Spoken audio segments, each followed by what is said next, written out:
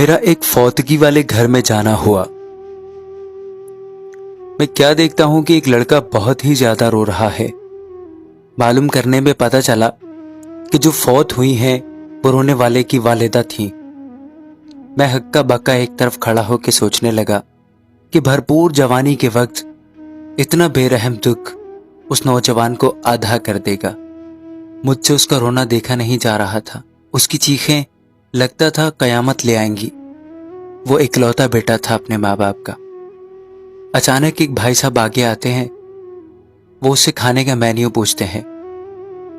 میں حیران ہو جاتا ہوں کہ اس حالت میں وہ کھانا کیسے کھا سکتا ہے۔ اس سے تو صحیح سے بولا بھی نہیں جا رہا۔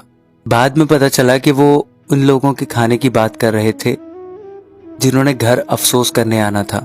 یہ کیا ہو رہا ہے؟ یہ چل کیا رہا ہے؟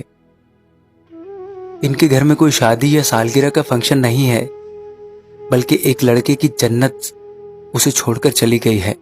بجائے اس چیز کے کہ ہم اس گھر کا حوصلہ بنیں، اس گھر کے دکھ میں شریک ہو جائیں، الٹا وہ لوگ ہماری گندی اور کبھی نہ مٹنے والی بھوک کا بندوبست کرنے میں لگ گئے ہیں۔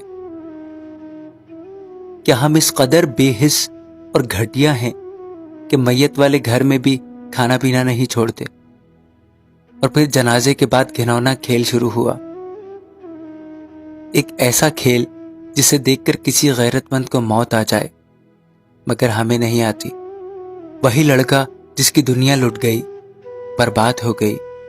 ہاں وہی لڑکا روتی آنکھوں کے ساتھ ان بھوکی ننگی زندہ لاشوں جن کی عقلوں پہ ماتم کرنا چاہیے ان کو کھانا دے رہا ہے۔ کیا ان کو شرم نہیں آتی؟ کیوں یہ غیرت سے مر نہیں جاتے؟ پھر میرے کانوں نے سنا کہ ایک آدمی نے اس لڑکے کو آواز دے کر کہا کہ بھائی یہ پلیٹ میں لیگ پیس ڈال کے لانا۔ اف میرے خدا، یہ کون لوگ ہیں جن کے پیٹ نہیں بھرتے؟ ایسے لوگ دنیا میں ہی کیوں ہیں؟ یہ مر کیوں نہیں جاتے؟ شرم نہیں آتی؟ اسی سے لیگ پیس مانگتے ہیں جس کی ماں مر گئی ہے، بجائے اس کے کہ تمہارا ہاتھ اس کے کندھے پہ ہو اور حوصلہ دے رہا ہو۔ تمہارا ہاتھ لیگ پیس کو پڑ رہا ہے۔